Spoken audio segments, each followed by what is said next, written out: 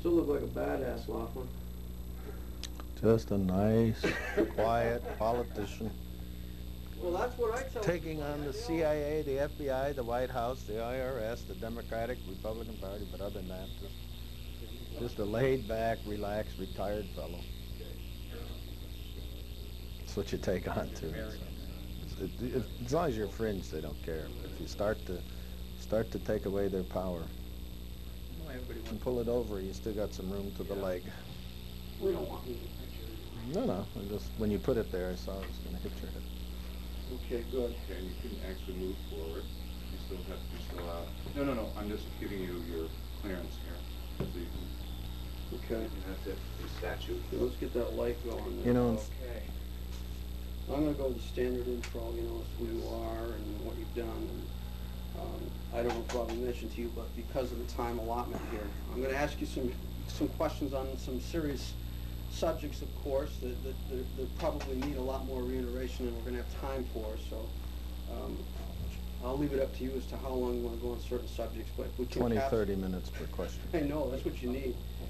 Okay. Tim, are you on this right now? Okay, give me some pre-roll. Go ahead and hit the trigger. His audio won't come on until you hit the trigger. Okay, we rolling? Okay, let's get pre-roll for a second, and then we'll start. Can you hear that? Everything's Okay. Okay, give me a countdown. 3, 2, 1. We're talking with Mr. Tom Laughlin, Democratic candidate for the office of President of the United States. Thank you for being here, Tom. Mr. Laughlin, you're best known as the man who starred in the Billy Jack series of the 1970s, movies which you wrote, directed, and co-produced with your wife, Dolores. These movies were very popular, and you became somewhat of a cult hero to a lot of people. It was then that you seemed to disappear from the public eye and drift into the public sector, where you started writing books and teaching seminars on such subjects as psychiatry, theology, playwriting. You're considered to be a lay expert on the American Revolution. You've taught seminars on these subjects at such prestigious universities as Yale, UCLA, University of Southern California, and Stanford. Why, after all this time of being in the private sector, have you decided to suddenly come back into the public eye and run for President of the United States? It's really quite simple. It seems to be a complicated process, but in essence it's this. Two questions frame my mind. One, we are no longer a democracy in this country, and of course that sounds like an exaggeration. But when you think about it, essentially a democracy is a society, a government in which 50% plus one of the people, if they want a legislation passed, it will be passed. If you had a so-called democracy in which 80 to 90% of the people wanted something, and for over 40 years they could not get it, then you clearly are no longer a democracy. Montesquieu wrote in 1749 that the real characteristic of a monarchy is not the structure or form of the government.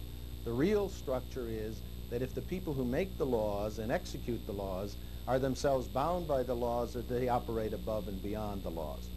How is it possible in America that since World War II and certainly the 50s, 80 to 90% of the American people want free health care, and yet we can't have it because a handful of powerful, rich lobbyists in the insurance industry so control the Senate and the White House that they will never let the American people have it. Now the other thing is, and by the way, our very major plank of my platform is free health care for every American, plus private health care and private insurance for those who want it, the best of the Canadian, the best of the American, and more important with that, you've paid for it already. You could have it tomorrow. The big lie is that we can't afford it, or we have to add payroll taxes, 7.5%. That's all nonsense. Well, Ralph Nader recently said that most of the candidates running right now are going to jump on the so-called national health care system bandwagon, but they're not going to be able to deliver because they're not going to be able to fund it. How do you propose to fund this? Oh, Ralph is right, but let me stay to the general question first. You asked me a bigger one, and it's really the politics of lying as to why I'm running. And back to that, what Ralph is talking about is last summer I went through Iowa, not a candidate, but looking for a non-professional politician, because I think it's the system that now has destroyed this country. The basic question is really this: how could the most powerful, economic, prosperous engine and country in the history of mankind be ground to a halt and be totally impotent and broke? That's the question. And unless you analyze that question, you're not going to come up with the solutions. And having said it, it's the professional politicians and the lobbyists, etc. And let me give you the idea of the politics of lying, which is how they operate. I took these ads last summer, full-page ads saying, are you fed up with the professional politician? 10% income tax, payroll tax, Social Security tax reduction, free universal health care, etc. And the Washington Post, for one, wrote these were wacky ideas, they were crazy. Well, 5 times more people showed up to our meetings than showed up for Rockefeller, Harkin, Jesse Jackson. Suddenly, within a week, every politician was the outsider who's going to take the government back from those professional politicians and PAC groups. Within a week, they're starting to talk about health care. Kerry talks about it, Harkin talks about it, Clinton now is jumping on that bandwagon, Bush is even, they've all promised it. Bush in 1988 promised health care for every American. 1990 State of the Union, he said we're putting a commission together. They all lie. They don't know how to pay for it, and the fact is you've paid for it already, you can have it tomorrow, and the cost can go down with a 10% tax reduction. I was ridiculed for the 10% tax reduction. Now suddenly everybody from Rostenkowski, Gore, and the White House are arguing. But the point is, that's not going to crank up the economy.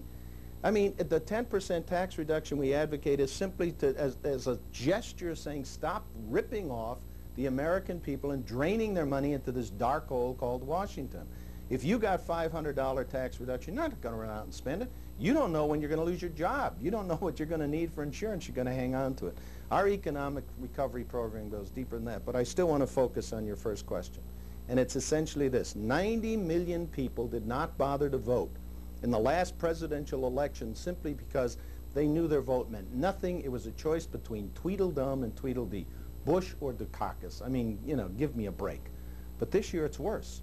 We just finished a poll, and as you know, and as any lawyer and politician knows, you can hire a pollster to get any result you want. So we did our own poll to find out what's really happening here in New Hampshire. Here's the startling results. 87%, and it's really a little more than that, of the people polled on the street, not the groupie Democrats or the groupie Republicans that the Manchester Guardian calls up on the phone to see who they favor. The people on the street, 87% plus, detest every one of the candidates, Bush and the 5 major Democrats. They feel it's worse than it was back in 1988. And so I felt that same psychic dynamic that is moving the American people, where we don't trust the system, you can't trust politicians, rightfully, it seemed to me that the time had come to do what happened in Eastern Europe. If it was possible for the people under the Iron Curtain and in Russia under the Communist Party and the heel of the KGB to say, you people don't represent our needs anymore and we're going to get rid of you, it seems to me in that America, the birthplace of this idea of self-determining government, that we could go back and say, we're going to take our government back and we're going to make it responsive. And the only way that will happen, the only way it can happen, is to have a non-politician, not part of that system, totally outside the system, run and give the people a chance to say, yes, I am so fed up with you guys that I'm voting for this man over here as a way of taking our government back. And I really want to be, somebody came up and said, you're talking about, you want me to join the Laughlin Legionnaires, an army of angry voters that aren't going to take it anymore. And that's what we're all about. Well, that's what this candidacy is about. Let's talk about your campaign for a moment. New Hampshire obviously has the first primary in the nation and is also noted for having the distinction of picking the candidate who will be elected the next president of the United States. They pride themselves on whoever wins here ends up in the White House. Not that that's necessarily so. But it has happened. It has happened, and the head of the Democratic Party here in New Hampshire, Mr. Chris Spiro, recently came under fire by some of the more obscure candidates running for not inviting them to a Democratic debate, which is to take place in a local New Hampshire television station.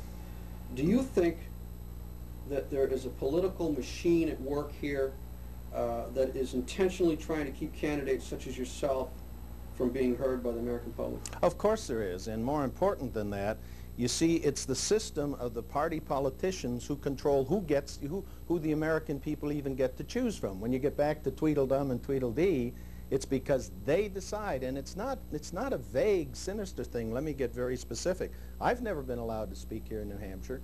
At the state Democratic Convention, I got 5 minutes at the end of the day when the people were folding up the tables and going home. I was not invited to the AFL-CIO Democratic dinner with the other candidates. I was not invited to the health care that the Democratic Party put on. And all across the country, they will not let me speak, let alone not be on these debates. But even more sinister, I've just been informed after we were tentatively accepted, I'm not going to be allowed to be on the ballot in Massachusetts. I'm not going to be allowed to be on the ballot in South Dakota. Now think about this. This gets very sinister. At this point, the Democratic Party themselves here know that I have already moved past Brown and moved past Doug Wilder and moving up close on Harkins. Suddenly I'm being taken very seriously by the voters. At that point, one of the reasons I understand that Wilder may have dropped out is because he saw, my gosh, he's already even losing to this actor. The point is that there's a chance we could end up second, third, any position in the state. Now, if I do, let us just do a what if to show the sinisterness of how these party bosses control what the American people can hear and who they can vote for. If I do well, let's say I do third or fourth or even second here, I'm not allowed to be on the ballot in South Dakota. I'm not allowed to go and be on the ballot in Massachusetts. So the momentum I get here gets killed, not because I was on that ballot and the people there decided not to hear me, but because I was denied. Let me give you an example of what happens when you get heard. There's a radio show called WRKO down in Boston, a very popular show. It's a 4-hour show. Gene Burns was the host. And this has happened to me on every show across the country. I'm giving you a typical. They wouldn't let me on for a long time. They got enough call from New Hampshire voters. They said, well, okay, we'll put him on. I was supposed to be on for an hour. The phones lit up, 24 lines, whatever their lines were. They were on so hot that they canceled the chairman of the Liberty Mutual Insurance Company. They canceled the secretary. They kept me on 4 hours. The phone, and we got thousands of calls across Massachusetts. So clearly, the people in Massachusetts are interested in my candidacy and what I have to say, yet one man in the state of Massachusetts decides they can't vote for me. And that kills my chance in Massachusetts to go on and therefore gain the momentum and be able to continue to raise the money. Well, so it's a very, very dangerous process to the whole idea of democracy. It's serious. At the risk of trying not to sound unfair to you, do you think during... Sound unfair. Go ahead. During this radio talk show you were on, don't you think a lot of the people were calling because they wanted to talk to Billy Jack, or they were interested in your political philosophy? It's interesting. It's happened all across the country, and I can't tell you this for sure, but I'm very close to being 99. I don't think there was one question about Billy Jack. I think there may have been people that called up and say, look, I loved your film, Billy Jack, but I want to know where you stand on the foreclosures. I want to know what you're going to do to get the economy going. I want to know how you're going to pay for this health care. I want to know never, and in fact, if you come to any meeting I have, afterward people will come up and ask for an autograph, but I never get anybody from the audience talking about it. What's happened is this, is people know that our films were made because we passionately believed and wanted to do something about helping the average person, the Indian who was so prejudiced against, and all of those alternate systems and lifestyles, that we wanted to fight the corrupt political town bosses that controlled the town. So they just translated over, and it is a natural progression that now we're doing it in real life. And why? Real simple. 90%, let's say 80, let's say 70% of the people want free health care, you know, and our program is plus. How is it possible we can't get it if we're a democracy? I mean, that's a very, very important question. Now, having said that, we could have 5 million people march on Washington next Monday, say we want health care, chant, chant, chant. We're never going to get it. They'll come out, they'll give speeches, the senators and congressmen, but they're going to have to go back and they're going to have to raise $500,000 to $1 million just to run for a little congressional seat, $5 to $15 million to run for the Senate. Where are they going to get that money? You're not going to get it from the people. You got to go down the hall to the healthcare lobbyists, the oil company lobbyists, the Japanese lobbyists, and you got to get your money from those people. So they cannot represent us. And here is the fundamental philosophical, political philosophical crux. John Trenchard, writing very nearby here in 1698, put it when they were, the whole thrust of this country was to keep power from being accumulated and abused. That was everything. That's what we fought the war for. That's what they risked their lives, their fortunes, and their sacred honor for. And the key to that was that ultimately they felt everyone acts in their own self-interest when put to the wall. So therefore, the only way it would work is if the representative's interest was so identified, so interwoven with the people they represented, that when they acted in their own self-interest, they would benefit the people back home.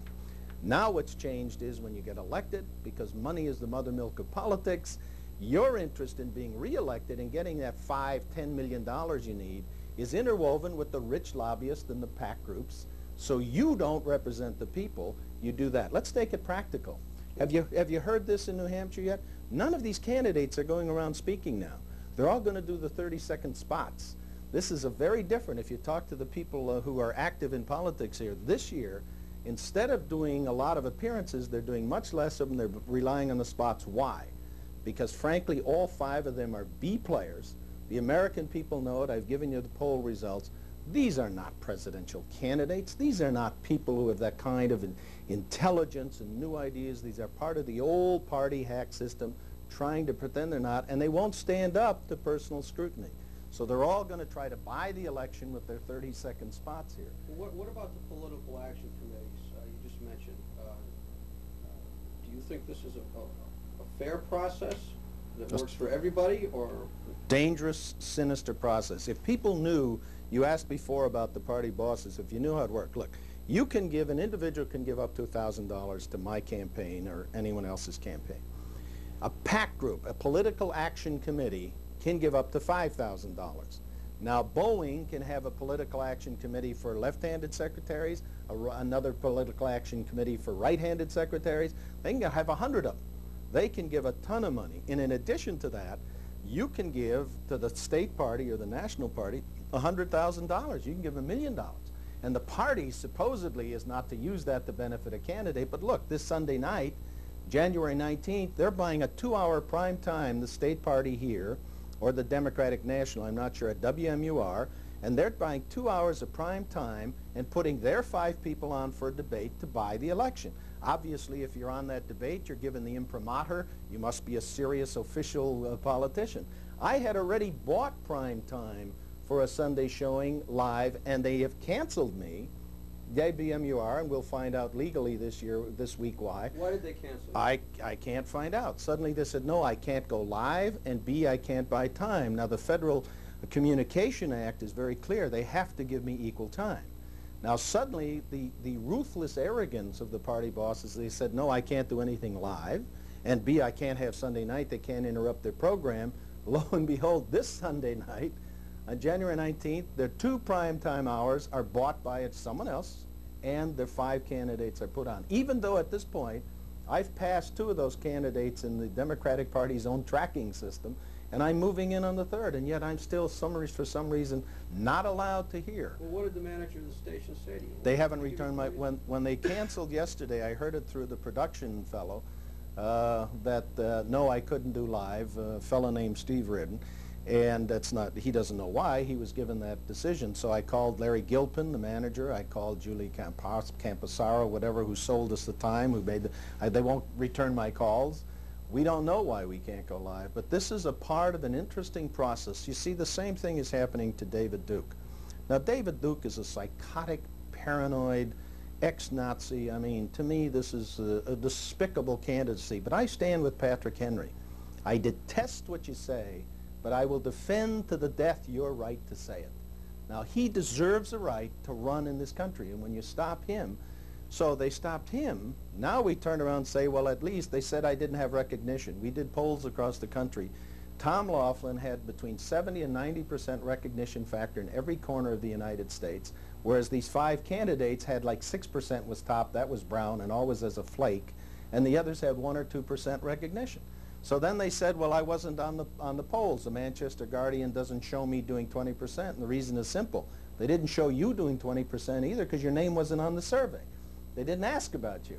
But now when you do other polls, or the private polls are showing that indeed in the weeks we've been working here, we're getting a tremendous momentum, and we're becoming a very powerful candidate. Suddenly the Democratic Party now is being nice to us, and they're calling me and asking me to dinner, and they're letting me talk before. But prior to this, they did not. And that's a very, very serious thing, because again, after Bush and Dukakis, I asked 22 corporation presidents that I know, from middle-sized to giant, would you hire either one of those guys to run your company? And all I got was a laugh, you know, just a laugh. Now, look at this. When you ask the Democratic people in the state, you go out and do it with your camera. You can add to your show here very well. Just go out on the mall and say, which of these Democratic candidates do you favor?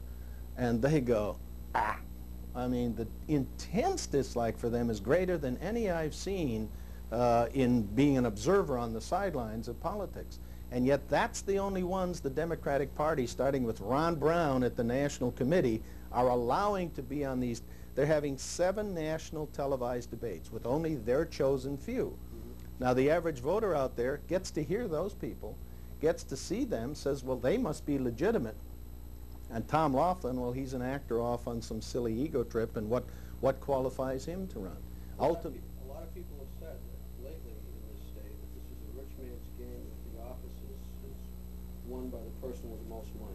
Well, there's no question about it. I mean, Dukakis bought the last primary election because he took lots of PAC money, lots of private big bucks.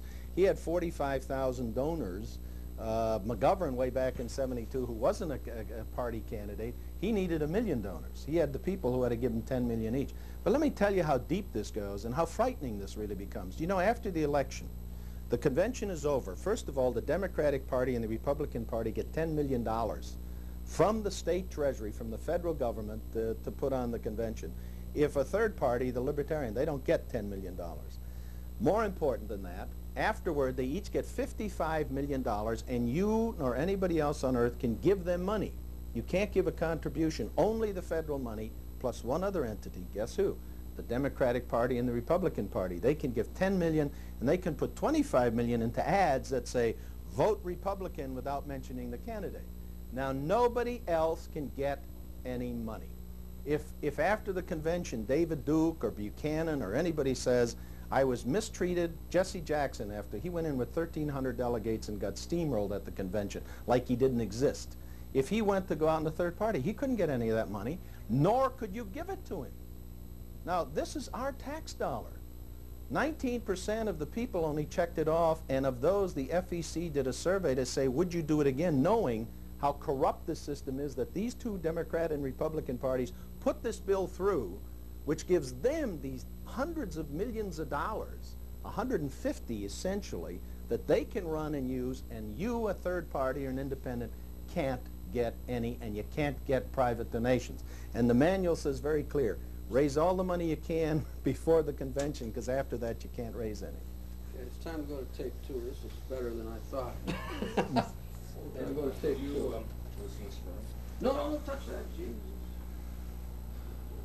This is for your, you want to go up or down, you mean? No, yeah, I want to cut off some headroom. Oh, okay, yeah, just make sure you hang on to the handle, because that thing will drop like a rock. This is very good stuff. No. I'm gonna send them 2 tapes, to hell with them. You see, the country's at stake here, and that's really why I run. And it really is at stake. Now, I want to shift gears after this on the next tape and get into your political plot or your ideas here and what you want to do.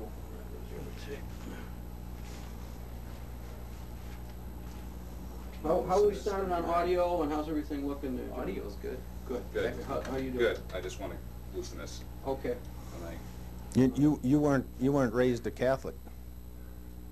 No, sir. Yeah. No. In fact, Thank I'm you. one of Jehovah's Witnesses. No, but you weren't used to the kneeling there, you see. Okay. You could see him doing with the three-pointer, you know, leaning back. His knees were going crazy. Yeah, I think you're right about that. Catholic kid, he's meant to kneel all his life. He spent in here. We'd be doing good here. We'd be doing good. Calluses on my knees. Tim, would you like one of the pillows to lean on? No. You sure? That's fine. I'm absolutely fine. Be more comfortable. Okay. Just leave it right where it is. You didn't touch the trigger, did you, Keith? Okay, we should be right into roll now. Audio? Okay, Is it running? we're rolling, yeah. You're off center here. I know. Okay, hit on a the second. trigger, hit the trigger. Okay, now set it up for yourself. Hold on a second here. I want a nice tight shot on his face, this next tape, real tight, as we get into his political views. Be prepared for me to lean forward a little bit from time to time. Yeah, you know, I get agitated. that's okay. Everyone, that doesn't mean you don't go to wide once in a while so we can get him when he starts throwing stuff. Okay. Not that agitated. Okay. I love your answers on Spiro. That's beautiful. Of No, course it is.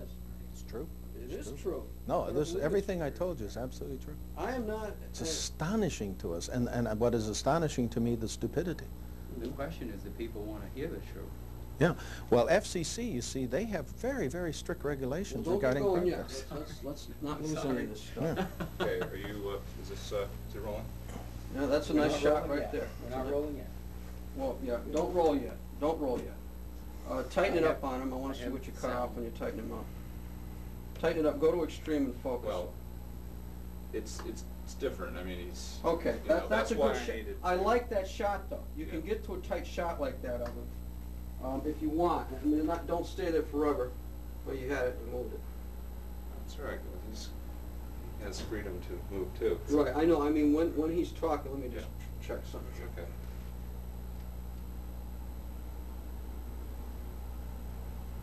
Okay, that focus is just about perfect there. Yep. It's a good shot. Very good. All right, let's get some pre-roll, gentlemen. Okay, go ahead. Pre-roll. And then give me a countdown of 3, 2, 1. 3, 2, 1. Okay, Mr. Laughlin, let's shift gears for a minute here and talk about some of your proposals. New Hampshire is currently one of the worst hit states in the nation right now in regards to the recession. We were once the second fastest growing state back in the 80s, second only to Florida.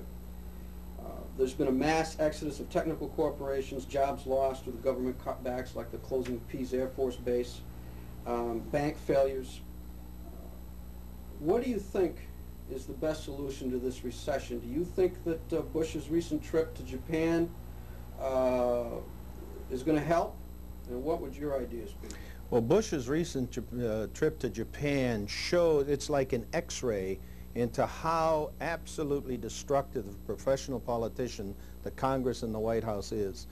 That was a disaster. That was an unbelievable fiasco, but more important, it showed us what's wrong. Here are 21 corporation presidents on that plane, most of them handsome contributors to the Republican Party, most of them supervising and managing corporations that are a disaster. When in the world did you see that Ford posted over a $500 million loss for the fourth quarter? General Motors, $1 billion loss for the fourth quarter, $3 billion for the year. They'd closed 21 plants. Now in Toyota, when you have that kind of terrible not even that kind, if you drop 3%, the Japanese management graciously resigns because they failed to manage properly. These men not only do this kind of disastrous failure, which is destroying this country, damaging, actually divesting the stockholders of their value, destroying jobs and lives, and for every 75,000 people put out, you're going to have another probably 150 to 200 shopkeepers, restaurant owners, filling stations who aren't going to make money because there's no jobs. And instead of resigning, they give themselves $2 million bonuses. Lee Iacocca can get on television and talk big and fancy, but that's part of this corrupt political game. The fact is that he should resign. Poling should resign. Stempel should resign. Why are the workers paying for the incredible mismanagement of the giant corporations? And that's because the White House and the Congress are nothing but, this is why it was such a beautiful symbol, they're nothing but an extension from good old boys corporate America. They control the White House in Washington, and they all take care of themselves, and the American people be damned. And let me give you a specific. You have a 3%, 2% glass ceiling of women being able to participate in management and business. You have 2% in the Senate, only 2 women out of 100, only 20 out of 435. You can't recover in this country when over half of the population, women, and over half of the workforce, 60%, of the most intelligent, talented people are precluded because the good old boys club takes care of themselves. I say to you, and mark my words and come back to me, and then you'll either say he's a fool or he really sees what's happening. I mark these words. This was a symbol of the end of the Bush and the corporate America. Everybody saw how pathetically inadequate Bush was. I mean, I was embarrassed. I was ashamed as I saw Bush with the Prime Minister of Japan giving his phony big tough talk, and the Prime Minister lectures him that it's the fault of American education, rightfully, lectures him, but puts down the President of the United States. Why? Because he owns Bush. You see, the Japanese know how to play the game. They come in here in '89 with $400 million in suitcases, buy the lobbyists, spread it all over, and that year they get a tax break on the importation of their trucks, which netted them $500 million. They're $100 million ahead. They play that game, and they own this country. And they own Bush, and they own the Congress. And we saw it there with his pathetic performance and the fact that the guys can be. Now here is how it works. Please understand this. This is the story that's told on public television, on the biography of LBJ, by Bobby Baker, the former secretary to Lyndon Johnson, which tells you why we're destroyed, better than any story I can give you. Everett Dirksen, the then majority leader of the South, the minority leader, the Republican minority leader, gets up in the Senate at 3 o'clock in the afternoon and tears the face off of Lyndon Johnson. He excoriates him. I mean, it's brutal, you know, and all the Republicans cheer. Where is he that night? He's up in Johnson's bedroom in the White House at 7 o'clock at night. They're having scotch. They're each having a drink. And Lyndon says, Everett, you were very harsh on me today. I mean, he says, I know, Mr. President, but I'm having a lot of trouble back home. He says, I understand. How do you know this? How do you know this? Bobby Baker was there, served the drinks, the secretary to Lyndon Johnson, and he tells this on the PBS biography LBJ. You have the tape. And it's also known by other sources, but you guys have the tape. Now Bobby Baker goes on and tells us that then Lyndon's reply was, I understand that, but listen, Everett, I need those 3 votes. And Everett says, I understand, Mr. President. By the way, I have these 4 appointments. I need these 4. He says, I understand, Everett. They finished the scotch. The deal was done. They put on a show for the public, lie, manipulate, deceive us, and then behind the scenes, the deal is made. This show over there blew up in his face. It blew up in his face, and it came back, and now the automobile guys are screaming that we didn't get our... It's all a game. They should resign. They should have that company now put in new management, because if we don't turn around fundamentally the way we have the old confrontation between corporate management and labor still destroying the American economy.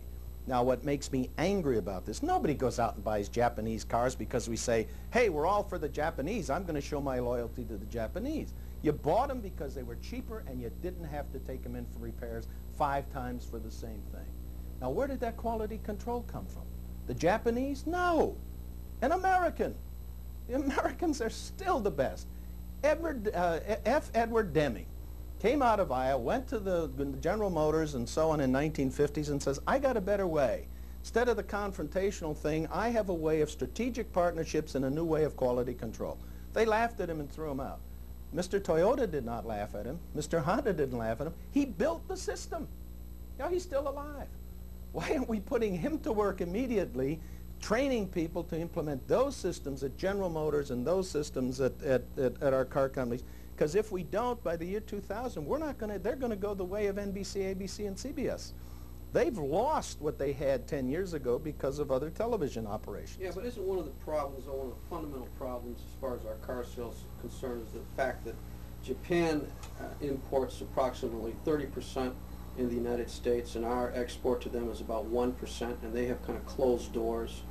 It's the first part, but not the latter. It isn't, they have closed the doors. The unfair trade practices apply to a whole battery of things that are brutal and stupid, and they get away with it only because they bought the congressman, they bought the White House. But the fact is, the importation is the key. In Europe, they allow Japan to only sell 16% of their cars. So they have to buy the German or other cars there. We should be doing that. If I were the president, what you have is several things you have to do. You have to stop the corruption by Japan of buying this favorite, where they can exploit to the nth degree our market, and we can't get in theirs. You can drop the trade barriers on the cars over there, and except for Jeeps and a couple of other specialty things, you're not going to sell any. They don't want our cars, just like the Americans aren't buying their cars. But you have all the other things that could be in there, but the reason we're not tough with, you have to do several things with Japan. Number one is you have to get really tough about the trade policy, and it's got to get fair. Frankly, they know it. They would do it tomorrow. They're not stupid, but as long as we're so stupid to allow them to rape off our country. Let me give it to you in a simple way. Do you know the debt we have now, all the families on the Fortune 500 companies couldn't pay for it. All of the businesses, all of the companies on the Fortune 500 couldn't pay for it. All of the banks in America couldn't pay it. One Japanese bank could pay our debt. Because we've been sending basically $1 trillion a year over there for the Sonys and the Hondas and the Walkmans, et cetera, that we buy.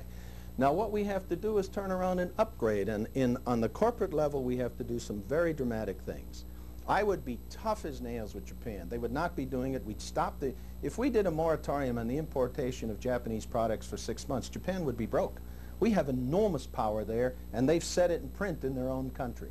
We would get that tough, but then at the same time I would allow, while I would turn around, if General Motors did what they did and Stempel would resign, I would do what Kennedy did back in 1960. I'd nationalize General Motors.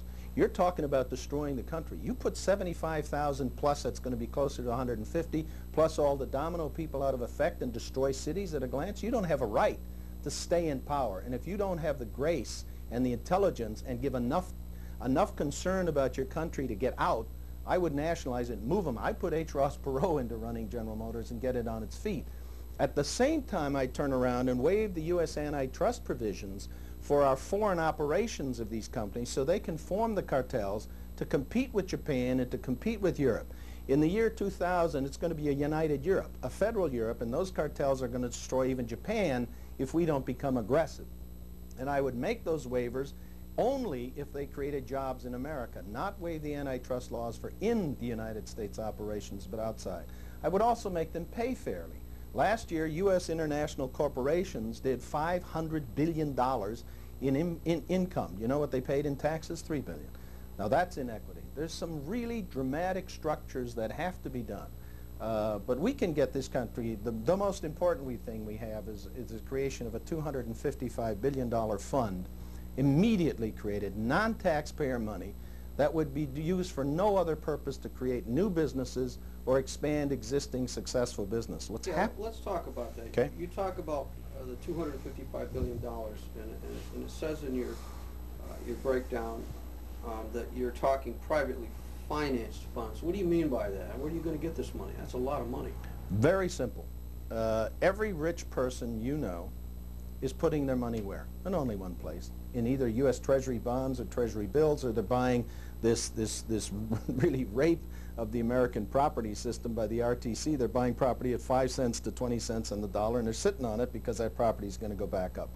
Where are the banks putting their money? They're not lending today. If you have a very successful business and a performing loan and you've never not performed, your chances of being canceled and not renewed are about 80%. They're putting all of their money into the Treasury notes. They're getting it from the Fed at this discount, putting in Treasury notes and playing the float. And they're not lending. There's no businesses being created. In the 1980s, all the Fortune 500 companies lost 3.5 to 4 million jobs, depending on whose figures you want to believe. All the non-investment grade companies, the mom and pop stores, the little companies, MCI, et cetera, they created 20 million jobs. The creation of this vast entrepreneur center of America is where jobs have always been created and will be created. There's no money available to either start new ones or expand old ones. Now, that becomes the key, and the banks will not lend. Our program is very simple, and I got to tell you, the other night on Ted Koppel's show, Mario Cuomo said the great truth. He had an idea, and Ted said, well, what do you mean if you have a great idea and you're not a candidate, how will people get to know about it? And Cuomo laughed and said, wait a minute. If you have a good idea, within 3 hours, every candidate out there is claiming it as their own. And I told you earlier, we said free health insurance. They're all now mumbling about it, but of course it's a phony type of program to be paid for by increased taxes in some form or other. We talked about a tax reduction. The Washington Post said I was wacky. Now it turns out everybody's, and they go on down the line.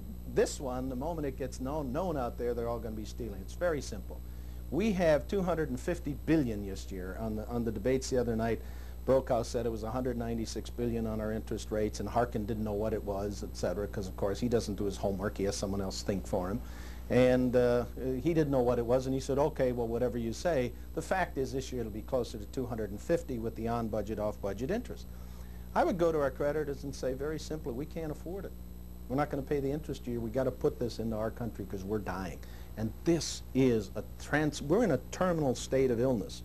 I had a friend, I'm digressing, but I had a friend who's very high up in a major studio owned by the Japan, was over there recently, and very high in the government, a guy with too much stock. He said, look, forget it. You are already on your knees, America, and by the year 2000, you're buried. You're not going to be an economic player anymore. We'll just use you as a market. That's happened.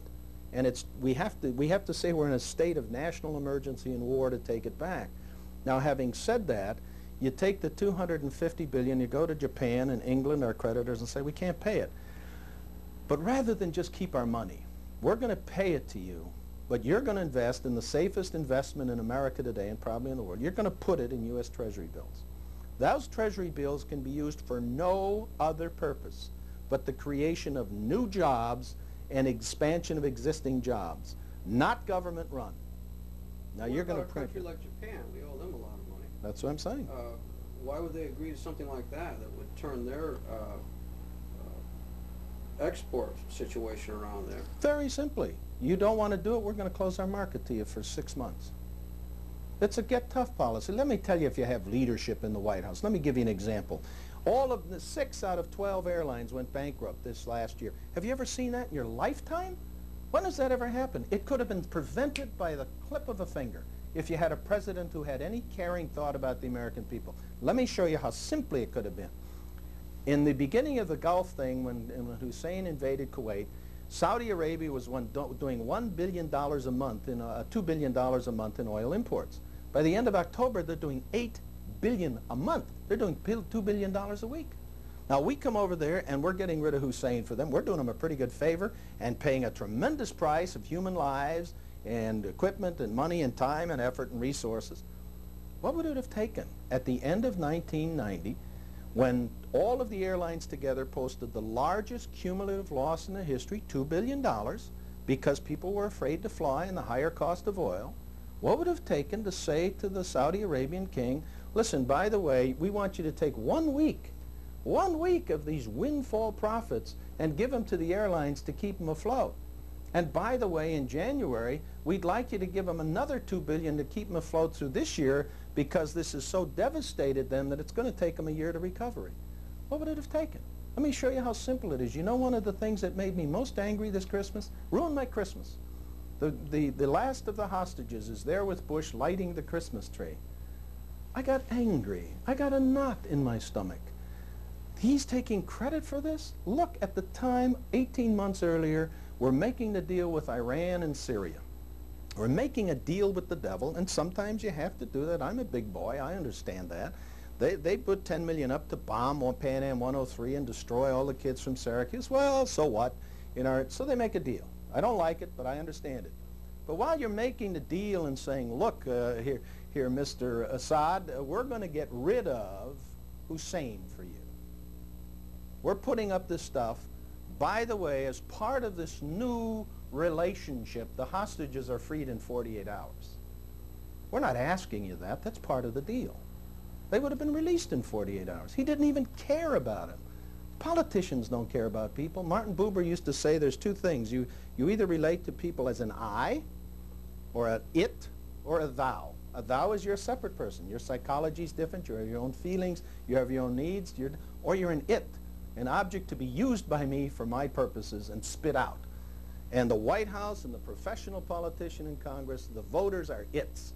They manipulate us with the 30-second commercial. They don't let us get to see what they're like, and they manipulate us and then get in office and then dump us for the next 4 years or 6 years. Look at the promises. Just take Bush, and the Democrats are the same. And by the way, there's no difference between the parties today because they're both taking money from the same groups. I have one friend, he owns a company, he sets aside $4 million for the Republicans, $4 million for the Democrats. Whoever gets in, he's taken care of. You sound more like an independent. Why are you running as a Democrat?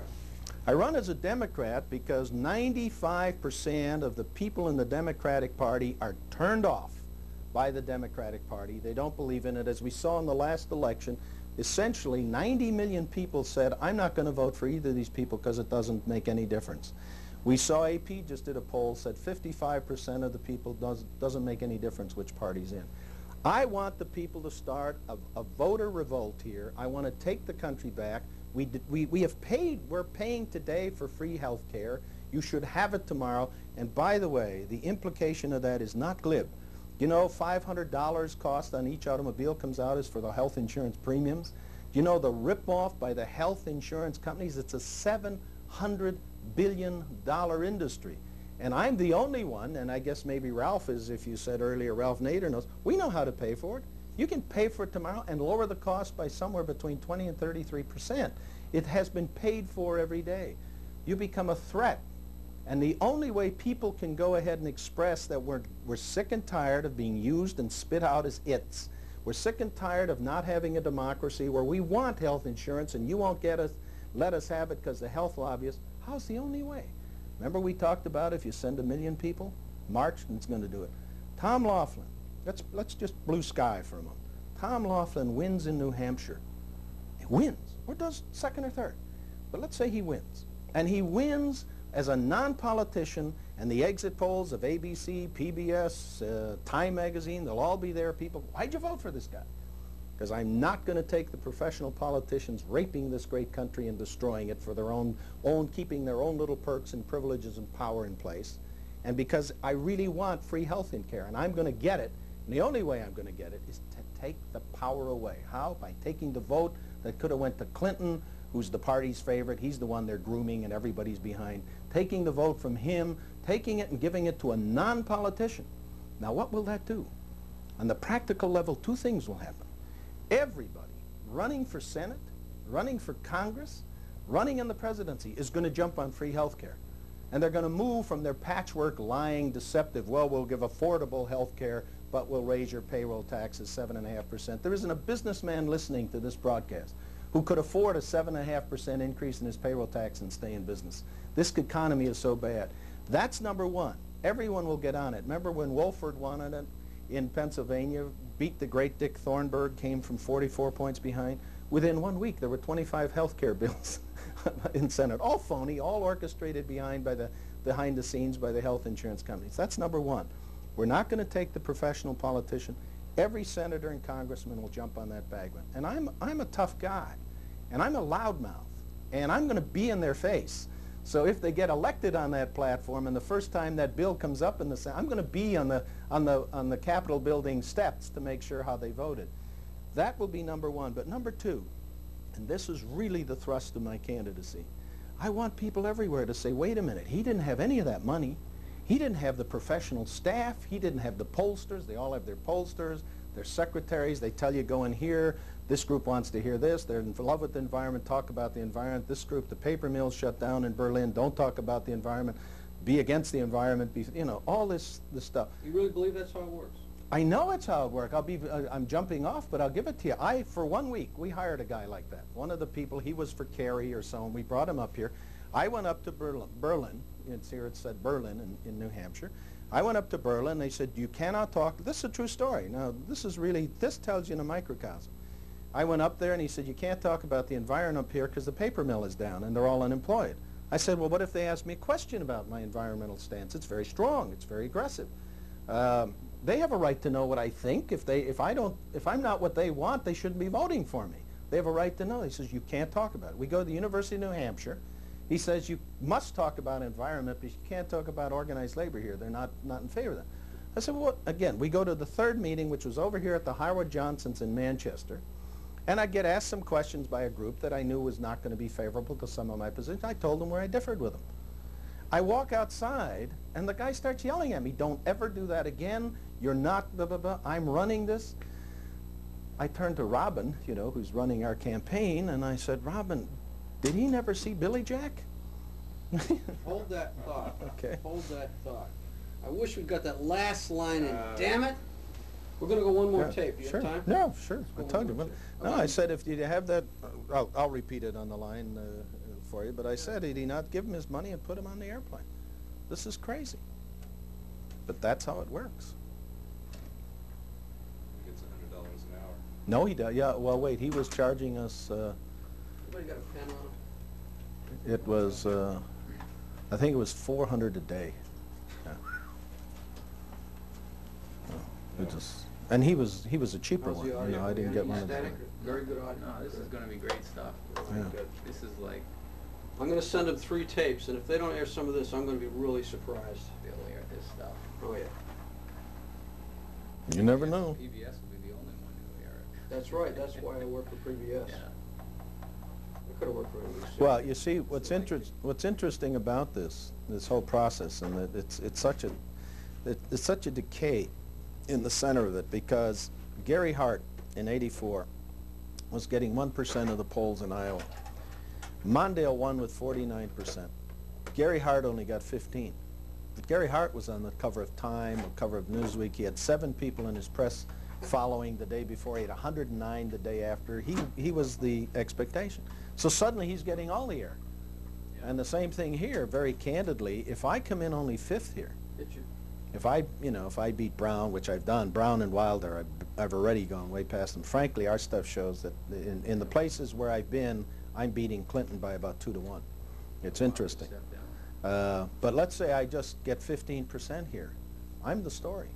Then they'll all come in, and then I'll be able. Then suddenly the same person with the same ideas that they wouldn't pay any attention to a week before. Now they'll be there saying, it's Were you terrible. aware of this political process? Well, I knew it I mean, stunk, obviously but everybody not to knows this you don't extent. have to be intelligent to figure out the political process is weak, but Yeah. did you have any idea Not how this corrupt. the I didn't know. tentacles were?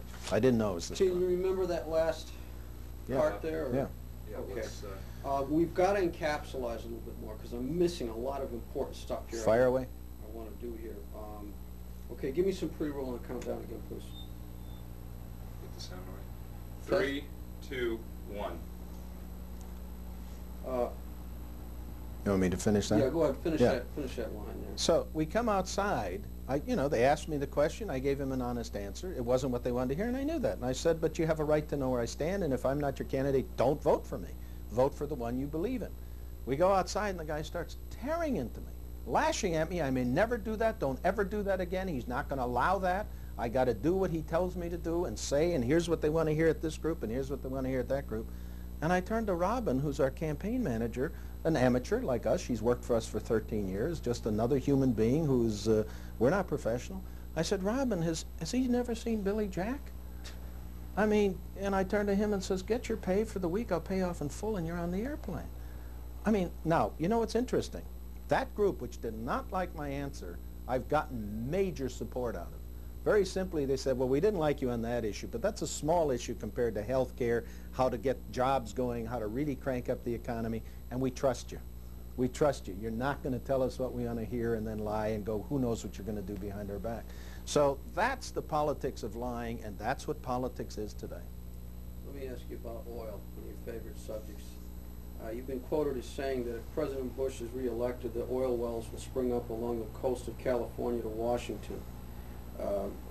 Was this statement prompted at all by King Fahd's recent endorsement of Mr. Bush? And what can be done to lessen our dependency on oil?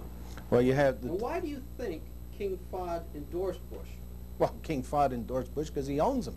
I mean, the rich, powerful people in and outside of this country own the White House, and they own the Congress. And we talked about the 400 million Japanese in 1 year. They get a $500 million tax break.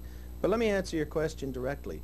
Bush promised us, absolutely. He said, read my lips, no new taxes.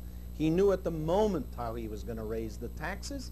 He was simply not going to give any of the revenues back to the city and states, which had once been law under Nixon and Carter and was a custom. He was going to withhold that money. He was going to let the cities burn, the states burn, let those mayors and governors have to raise taxes. He didn't care what happened to the people, what happened to the schools, the fact that certain cities can't even put on their lights at night, the fire departments had to close. He doesn't care that 25% are bankrupt. So you got double taxed. Here in New Hampshire, you have the highest property rate, the tax rate in the entire United States. So you had to have your tax rates here, and he raised it. He swore to us he would not touch the wetlands. They would be preserved. In October of last year, when the congressional elections were red hot, I mean back in '90, in October, He was down 25 points, and the congressional Republican leaders came to him and said, we're not going to be reelected. Your idea of going to war is so unpopular. So what did Bush promise? Swore on television that there would be no increase of the 240,000 troops already over in the Gulf. Absolutely swore it. When did he double the size? Not a week after the election. One day, November 8th. The day after he got what he wanted, he turns and says, I'm going to double the troops in the Middle East. If you don't understand, I mean, Bush went down to Houston and in 2 nights raised $2 million. From who? The developers and the wetlands, the oil barons. Of course those oil wells will spring up and we'll be helpless to stop it. That's just one of the kind of, they'll say anything, flat out lie. You know what an amoral sociopath is? They have no ability to identify or empathy, to identify with you and feel your pain. A banker who has a lot of empathy can't foreclose on his neighbor's farm who's been there for 42 years. You have to be cold-blooded. You have to be like a salamander. Politicians, Bush can say anything. Look at how outrageous. Get this one, okay? Get this one. He says, I'm the education president. He just pronounced it. He has all the governors come to Williamsburg. You ever been to Williamsburg? Fabulous resort. Posh place. They come, and they're going to take 2 years to come up with a standardized test to see how American children are doing. I got news for you, President Bush. Go to Wendy's. Go to McDonald's. 25% of the children graduating last year can't do 8th grade arithmetic well enough to get a job there, so they have pictures on the cash register instead of numbers. 700,000 children graduated last June who cannot read their own diploma. 135,000 children go to school every day with a lethal weapon, most of it a gun. 60% of the children in the Milwaukee school systems where I have recently been don't go to school each and every given day. We are creating a permanent underclass of human beings who cannot in any way participate in the economy, get a job, have any kind of a way to make a living. That's where we are with education. The man is so outrageous. He goes to Senator Packwood's fundraising hearing and says, we deposed the dictator in the Middle East and restored freedom and human rights. And the people all cheer. And I said, did I miss something? Did I miss something? Kuwait, one of the most absolutely tyrannical terrorist governments in the world, is worse than ever. So he didn't do it in Kuwait. The Iraqi people could have been rid of this psychotic dictator. Bush never intended to. As Schwarzkopf says on David Frost's show, very simply, he was stunned when he suddenly got the order not to eliminate all the equipment, but to deliver it all back. What Bush did by presidential order was to deliver back on the throne the Iraqi people. He delivered them back to this tyrant. He gave him his army back, gave him all his equipment back, let him keep all his nuclear. He's got $150 billion in foreign banks. He put him in power when we had him, and it was over. And we could have marched on Baghdad, captured him, tried him as an international war criminal and the greatest environmental terrorist of all time, eliminated the nuclear, the chemical, etc., freed the Iraqi people, who are beautiful, wonderful human beings, and given them a country back. And he has the gall to stand up and said, we deposed the dictator and restored freedom rights and human rights. Now the people buy this. That's why I run. Let's talk about... And incidentally, Garth, I don't mean to run, but no Democrat is out saying that. You don't hear the good old boys club, they pretend to bash Bush, but none of them are pointing out these facts of Bush's incompetency. Why is that? Because why is there this underlining fear of the president when you're running? The power is awesome. When I started to run, I was warned, look, as long as you're a fringe candidate, nothing will happen. But the moment you start to hurt, the moment you start to make points and take away power, the first thing that'll happen to you, and I've got to tell you the story. Will Robinson, who was then a top guy in the Democratic Party, told me the story. He was in the city wherever the Boy Scout headquarters are in 1988, and there's a private investigator type there, and he says, what are you doing here? And he says, well, I'm here to see if Gebhardt earned every Eagle Scout badge he said he earned. I mean, that's how deep they go. He said the first thing that'll happen to you will be jury duty, then you'll have the IRS, then you're going to go ahead and have the leak that Kitty Dukakis burned the flag, then you were a psychiatric patient. They have the power to go after you in such an awesome way that they're all part of the same club. There is no difference between the Democrats and the Republicans today, and they play part of that game. And if you want to see how deep it is, take a look at the Thomas hearings. That's what they do to you. That's what they do to you. And forget the participants, the principals. Look at every witness who came forward. If the witness wasn't saying what the other side wanted, they destroyed him or her on national television. And I'll give $1,000 to any of your listeners who can give me the answer to this question that makes sense. Why in the world did that vote on Thomas not be put off for another 120 days? Why was it urgent we do it right away? If she is correct, if Ms. Hill is correct, you should not have a man sitting on the Supreme Court making decisions that so affect women for 40 years. If she isn't correct, he deserved to have his name cleared. Why do we have to rush that on Tuesday night? Something that's going to affect such a major number of people in this country for so long. Because what they do, it was struck. It's a game. They put on the show, destroy. It's a scorched earth policy. And the fact is that if you run and you get successful and you start to make it, they set out and destroy. They've tried doing Clinton and his affair. That didn't, work too well, so they've kind of dropped that. But it'll come. Whoever gets out there, they'll destroy. Let me ask you, Mr. Laughlin, you seem very compassionate and passionate about children. And you have a proposal to divide the HEW into 3 cabinets, the Department of Health, Education, and Welfare, into 3 separate posts. Explain that to me and what the benefit would be. Well, essentially, that's already been done, but what we're talking about is stripping down these dinosaur cabinet posts that do not function anymore, and they're useless, and they're staffed with the good old boys, and they just play the game. Franklin, for instance, Miss Franklin, who's been appointed the Commerce Secretary, is a joke. She has been the most free trade advocate in all of her public life. It's all on record. Suddenly he puts her out there as if she's going to be tough on Japan because he wants to say to women, see how I appoint women to posts. Now, having said that, what you need, everyone talks about children. You have a conference, you see on PBS everywhere, oh, everyone's for children, but nobody does anything about it. Answer me this question. We're spending, I'm still trying to get the accurate figures, between 11 and $21 billion to have our troops in South Korea. You know what we're spending on the entire education of elementary education? $11 billion. You know what we're spending on upper education? $12 billion. You know what we're spending for Head Start? $1.3 billion. Let's go back to those 40% of the children that are born in dire poverty and dysfunctional homes. What are we going to do about those?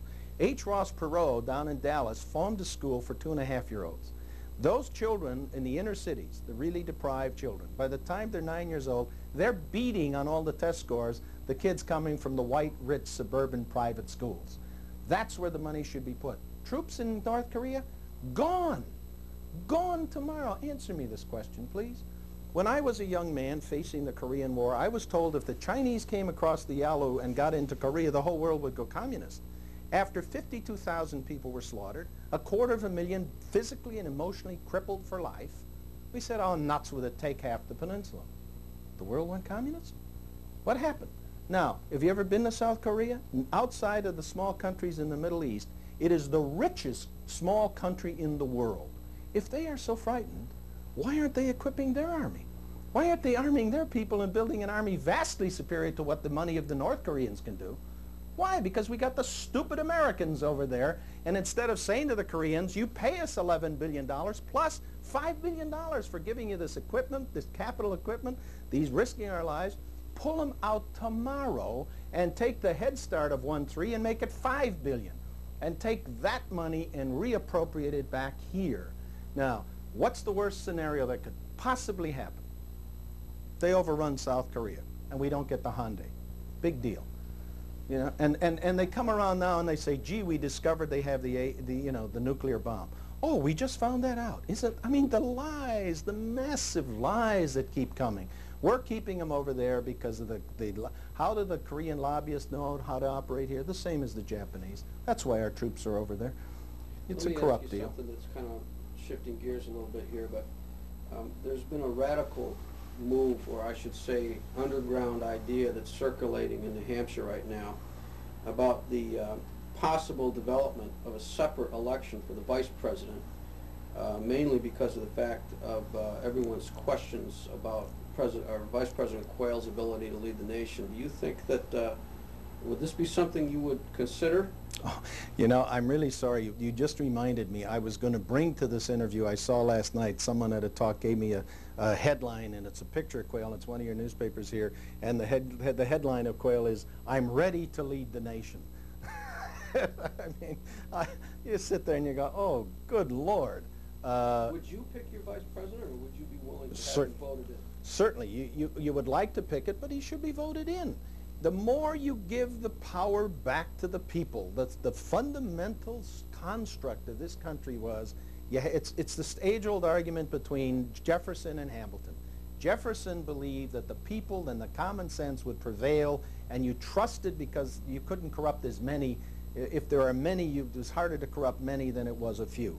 Hamilton believed only us few elite are smart enough to lead, and so that became the whole thrust of this government, and the fight is going on ever since. Give the power back to the people. Our educational program, give it back to the parents and teachers. Get rid of managed, centralized curriculums that silly. Let teachers teach. Let them be accountable to parents. Taxpayer, we talked about the raises. We have a very simple program.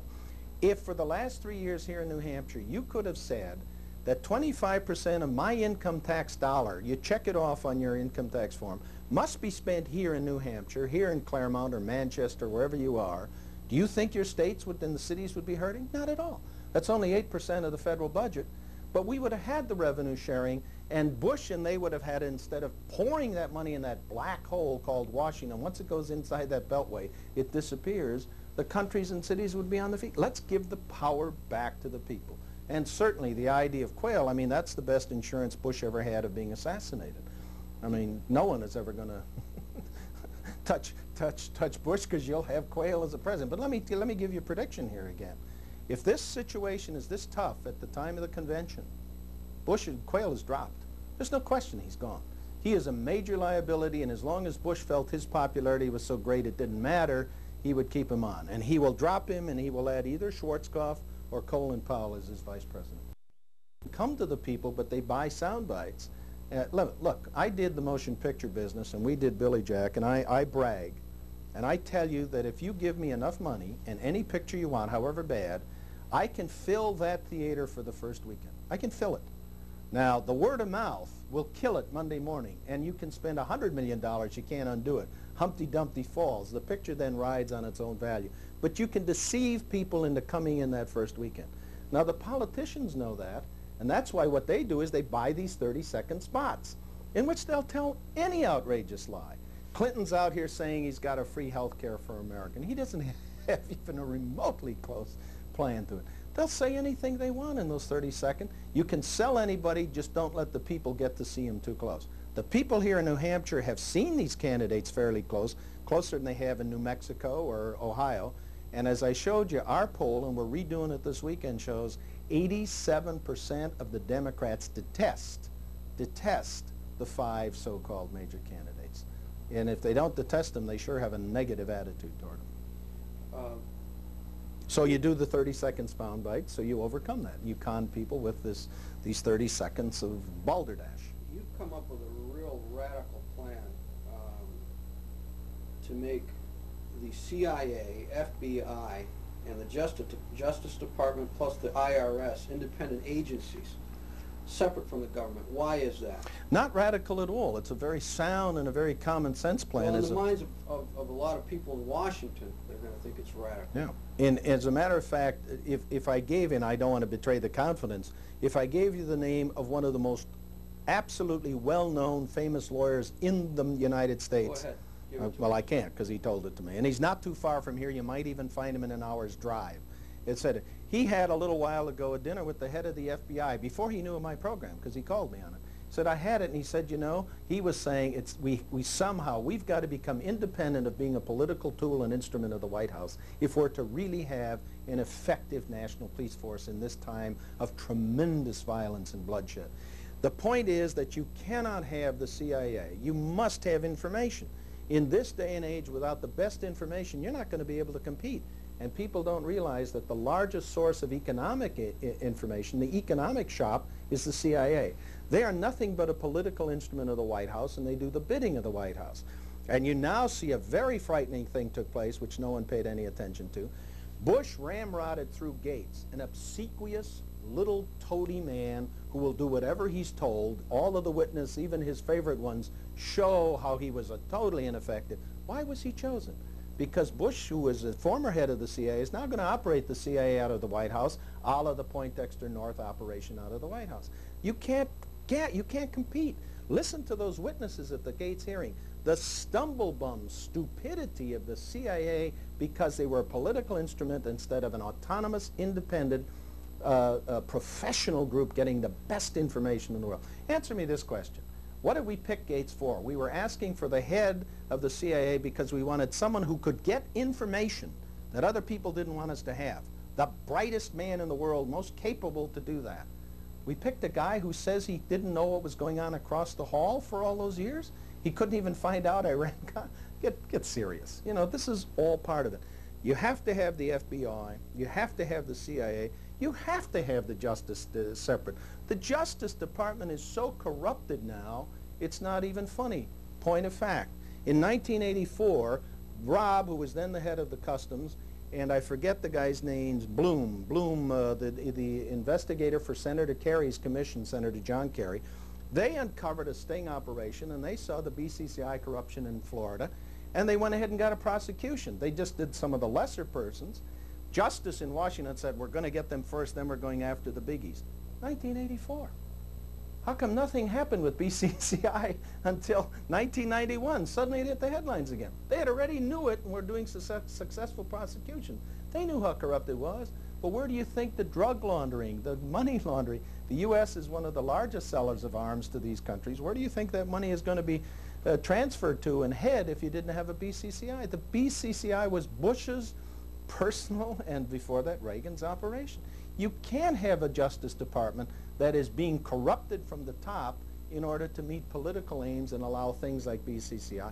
Noriega. Again, give me a break. Noriega was our creation. He served our purposes. He was the drug launderer. They brought the drugs in, which North then went ahead and sold. And as North says, clear, of course Reagan knew.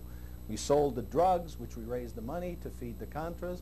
He was our boy. Now, a Justice Department couldn't touch him because of the fact that they were handcuffed because they were a political tool instead of an autonomous professional group going after not political enemies. Take a look at what happened in New York when Giuliani, who had been with the Justice Department, wanted now to make a name for himself. He goes after Bess Meyerson, he goes after, what's her name, Helmsley, he goes after Mike Milken, makes them all into the most evil criminals of all time, right? I thought Helmsley was evil beyond belief. I turned around and found out, just by accident, I found out that in this time she's in trouble for $1 million of questionable whether she should have paid. During that same period, they paid $500 million in taxes. Let me ask you one The quick Justice question. Department is used to get people they don't want. One quick question before we stop. Why do you think you'd be a good president? I think I would be a good president simply because I am totally not involved with any political machine. Shit. Now, at the end you say Well, you got totally not involved. you do freeze frame there, totally freeze frame, and you say, for the answer, tune in next week. How about picking it up on this card? Well, why don't we do that? This is still rolling, right? Yeah. All right, let's do it again, because I'll put a piece together and edit out the. Do you have another? In fact, we'll do the cutaways with this. You know, this how much paper. Let me just make sure the color is good here. How was your audio on that, Tim? Superb. Well, I've changed all the audio. See, I'm real stickler about audio. You know, you watch the stuff It's on the best TV stuff. now. It's garbage. The audio's crap. This Yeah. is the best I've heard. Well, you're working with the best in the business, and the most modest too. How we doing? We all set? Yeah. Now I know why they took him out and beat the crap out of him. you were one of the guys. You were. I'm going to tell you. Well, we'll get into that later. Okay, Mr. Laughlin. One final question. Why do you think you would be a good president for this country? If I am correct, and it is the system, the professional politicians owned by the powerful lobbyists and the special moneyed interest groups, then you cannot change the country. You cannot get it healed and back on its feet unless you change the system. And the way to change the system is by voting for a non-professional politician, but that's not good enough. What's really important is, and my candidacy rests on one simple fact. Two questions to answer that fact. Do I better analyze how the country went wrong and what is wrong with it than any other candidate? That's only half, and it's not the important half. Do I have better solutions? Do I have better solutions that are going to help you, the voter, to get back on your feet, to stop being afraid of losing your job, afraid of losing your pension, of being pushed out because your pension is due so they throw you out, or etc., afraid of losing your home, afraid of being evicted, afraid of losing your health insurance? Do I have better solutions than any of them? And the reason I do have, and I have vastly better, and I'm bragging on that, but I have to, because if I don't have those solutions that are vastly superior, I shouldn't be running, and you shouldn't consider my candidacy. But I do have those, not because I am that much brighter than anybody, because I'm not part of the forest, so I can see each individual tree. I stand out here, and the same common sense that Thomas Paine used for his pamphlets, that the American people have, every city in this country would have if people like myself, who went out and made a dollar, ran a business, or got involved, they have more common sense and can see from the distance absolutely what's wrong, which you can't see once you're inside that corrupted system. So I'm hoping that all across, for City Hall, for selectmen, for state legislature, for Senate, for Congress, people will start to run who come out with this healthy, total, absolute objective outlook on it and fresh new ideas. And unless we generate that, now I run for the presidency because I have those. And bottom line is my solutions, it stands or falls on whether my solutions are superior and better for all these participants in our society. And I truly believe that we the people, the whole idea of this country originally was a citizen legislator. You went to Congress or Senate, you served, you passed laws and taxes, you had to go back and live under the laws and taxes you passed. And you had a common sense attitude. You weren't involved in this collusive and corrosive process that takes place once you become part of that system inside the Beltway. And that is essential. We start getting people like myself with new, fresh ideas to go in and try them. Maybe they're not the best ideas, maybe they won't work, but I can guarantee you this, you put in the same old people with the same ideas, and you're going to have this country absolutely destroyed by the year 2000. Simple example. You got a coach who's lost at 4 NFL teams or NBA teams, he's always been a loser. You hire him for a new thing, they're going to be a loser too. The professional politicians, because they have sold out, and I'll give you a specific example. It's even the good people can't function under the system. A senator friend, very close to here, a top Republican on the committees, told me, Tom, when I first came here, I had to sell out 7 parts of my soul. I was a whore. I had to prostitute myself to get the money to run, but I didn't mind because I had so much left that I could do for my people. Now, there's so much money, I have to give up 127 parts of my soul. I don't have anything left. I can't do anything anymore. And he will, you'll see the announcement next year, he's not going to run again, even though he would be elected by a landslide. You have to get people from the outside who have a kamikaze attitude. I don't owe anything to any politician, any lobbyist. I have no relationships, no connections. I am angry about how my friends, my family, my neighbors, my relatives have been damaged, and I'm here to do something for them. And if I can do that here, other people who feel the same way, we're going to move in, and in 4 years we can take over this government. Mr. Laughlin, thank you for your time. Thank you. Thank you, Garth, for having me. Let's, why don't you grab that and just do some quick cutaways. Okay. And, I can rise. So you want me still here for some pictures? Let the man stand up and stretch his legs here.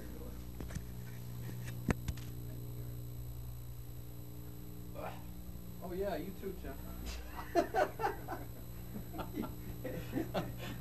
He's thinking of going in the monastery. Well, you had lunch yet? Oh no, we got to run. Oh, you got to head out. No, 1 o'clock. I'm flying to 1. Oh, okay. We plan to 1. All right.